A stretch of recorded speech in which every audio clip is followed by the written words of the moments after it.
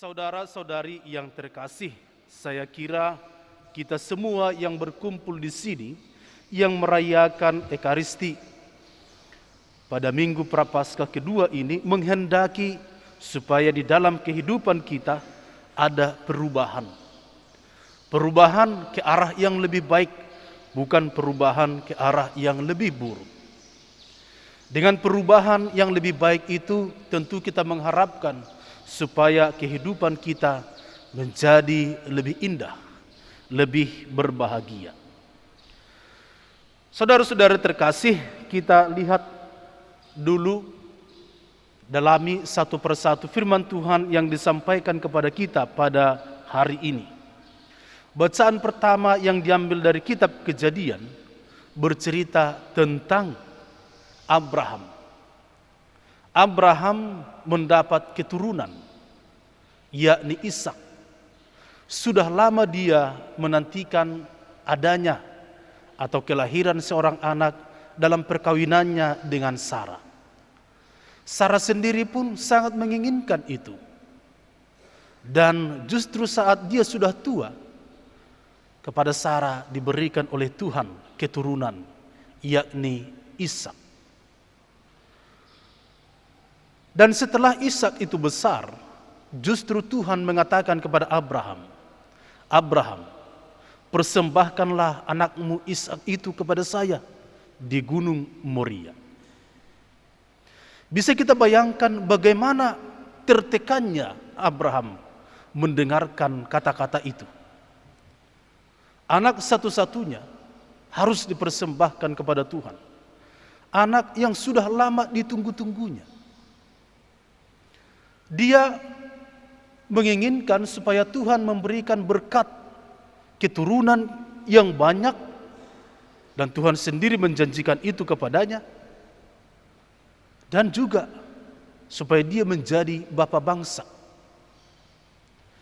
Bagaimana mungkin dari anak satu-satunya yang harus juga dipersembahkan akan ada keturunan yang banyak?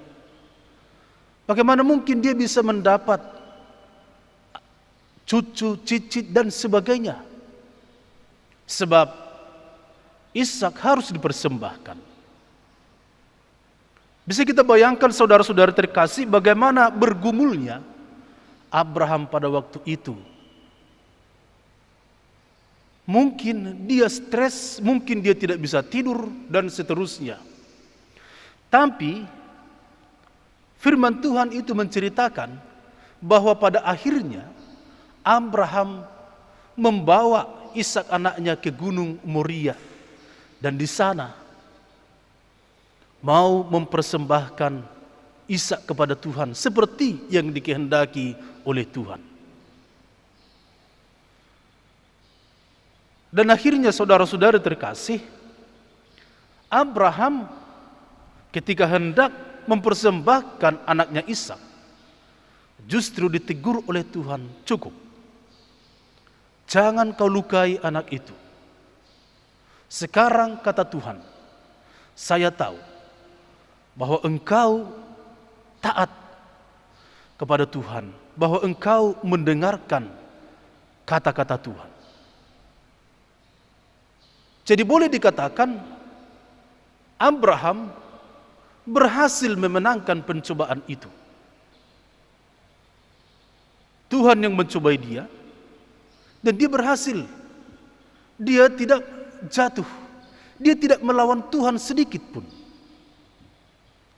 Dan karena iman dan ketaatannya itu, akhirnya Abraham mendapatkan apa yang diharapkannya, yakni keturunan yang berlimpah-limpah, yang banyak. Saudara-saudara terkasih, Abraham tidak ragu sedikit pun akan kebaikan dan kuasa Tuhan. Maka ketika Tuhan memerintahkan dia untuk mempersembahkan Ishak anaknya kepada Tuhan, dia tidak ragu. Tetapi sebagai manusia, pasti dia mengalami pergumulan. Saudara-saudara terkasih, hal itu dilakukan oleh Musa di Gunung Moria. Di Gunung Moria itu dia boleh dikatakan bergumul dengan kehendak Tuhan dan juga keinginan dirinya sendiri.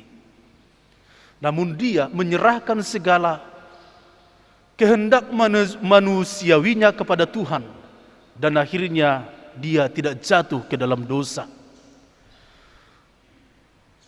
memburukkan Tuhan atau tidak percaya kepada Tuhan.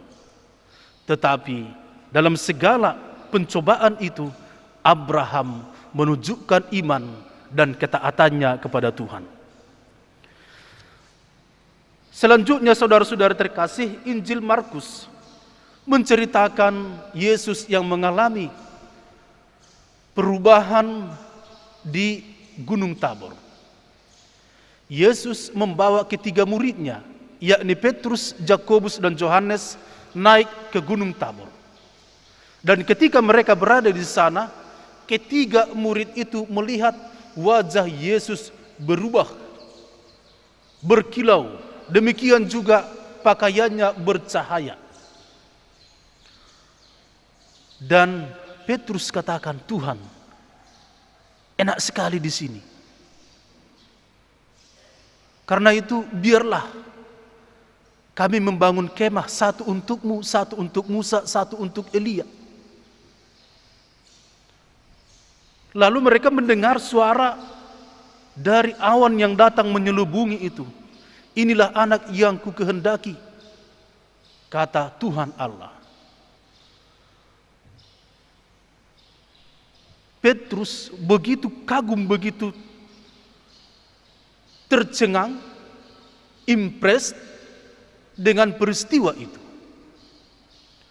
Sampai-sampai dia mengatakan, kita tinggal di sini, jangan lagi turun dari gunung ini, dari keindahan ini, dari kebahagiaan yang luar biasa ini. Saudara-saudara terkasih, kalau kita cermati firman Tuhan, di sana bisa kita lihat bagaimana perubahan yang terjadi di dalam diri Musa dan juga Yesus. Dengan kata lain, Musa sendiri pun mengalami transfigurasi, perubahan diri yang boleh dikatakan luar biasa. Dia yang adalah manusia, tetapi justru memiliki perubahan religius yang mendalam. Dia tidak mengedepankan pikiran manusiawinya, tetapi mengutamakan pikiran Tuhan. Seorang yang religiuslah yang sanggup untuk bersikap seperti itu. Dan Abraham sampai kepada titik transfigurasi itu. Dan perubahan itu, saudara-saudara terkasih, justru menjadi contoh bagi kita, manusia ini. Yesus juga mengalami transfigurasi. Dia yang kelihatan di depan ketiga muridnya itu, kelihatan secara lahiriah, kini mengalami transfigurasi itu. Dan transfigurasi itu justru membuat para muridnya itu boleh dikatakan tercengang, kagum, dan juga mengalami kebahagiaan yang luar biasa. Sampai pada akhirnya para murid itu tidak ingin turun kembali ke kenyataan hidup, turun dari gunung itu. Umat Allah yang terkasih, sesungguhnya kita juga bisa mengalami transfigurasi itu, perubahan di dalam diri kita. Mungkin kita yang kelihatan sangat manusiawi, kalau membuka hati, bisa barangkali berubah lain dari yang kelihatan sebelumnya. Dan perubahan itu justru menjadi berkat bagi kita dan juga bagi orang lain. Bagaimana caranya? Tentu dengan naik ke atas gunung. Semua kita perlu naik ke atas gunung. Di gunung itu kita berdoa. Naik ke atas gunung maksudnya adalah masuk ke dalam doa. Sebagaimana Ishak, saya kira juga mengalami pertemuan dengan Tuhan di gunung itu. di Gunung Moria itu. Dan Yesus bersama dengan para muridnya juga mengalami hal seperti itu. Kesatuan dengan Tuhan di atas gunung itu, di atas gunung Tabor. Saudara-saudara terkasih, ada banyak orang yang tidak mau masuk ke dalam doa, yang tidak mau menyepi, yang tidak mau naik ke atas gunung untuk bertemu dengan Tuhan. Asik dengan pekerjaan, asik dengan urusan duniawi dan sebagainya. Mereka mengira bahwa dengan melakukan hal-hal duniawi seperti itulah hidup mereka sudah memiliki kebahagiaan. Dan kita tahu saudara-saudara terkasih, orang yang tidak memperhatikan kehidupan religiusnya, akhirnya sepertinya dia tidak memiliki cantolan, tidak memiliki akar di dalam menjalani kehidupannya. Di dunia ini saudara-saudara terkasih, sudah berabad-abad, bahkan boleh dikatakan sebelum lahirnya kekristenan pun sudah senantiasa ada seruan-seruan untuk mendekatkan diri kepada Tuhan. Kuasa yang adikodrati, bukan kuasa manusiawi, tapi kuasa yang adikodrati. Dan sekarang kita temukan itu di dalam diri Tuhan kita. Tuhan, Allah dari segala Allah yang lain. Tuhan yang Maha Kuasa yang menciptakan alam semesta ini. Dialah satu-satunya harapan kita untuk bisa mengalami transfigurasi.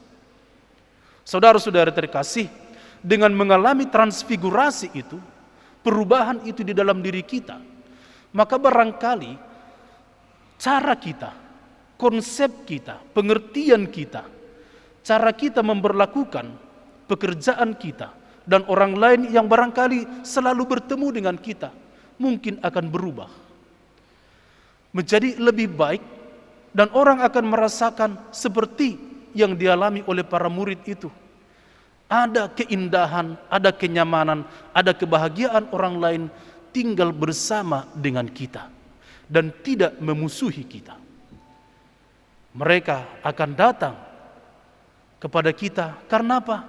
Karena senyuman kita, karena kata-kata kita yang menenangkan, karena sikap kita yang terbuka, karena sikap kita yang tidak membeda-bedakan orang. Kita fair, kita inklusif, kita terbuka. Masa Prapaskah ini adalah kesempatan bagi kita untuk mengupayakan terjadinya transfigurasi itu di dalam diri kita. Maka saudara-saudara terkasih, mari kita mohon kekuatan dari Tuhan supaya kita mengalami transfigurasi itu, dan nanti pada saatnya kita akan merayakan dengan penuh sukacita kebangkitan Tuhan. Saudara-saudara terkasih, sebagaimana Abraham beriman dan taat kepada Tuhan, maka mari kita atas kesadaran diri kita mencoba untuk taat dan beriman kepada Tuhan yang senantiasa memperhatikan kita. Amin.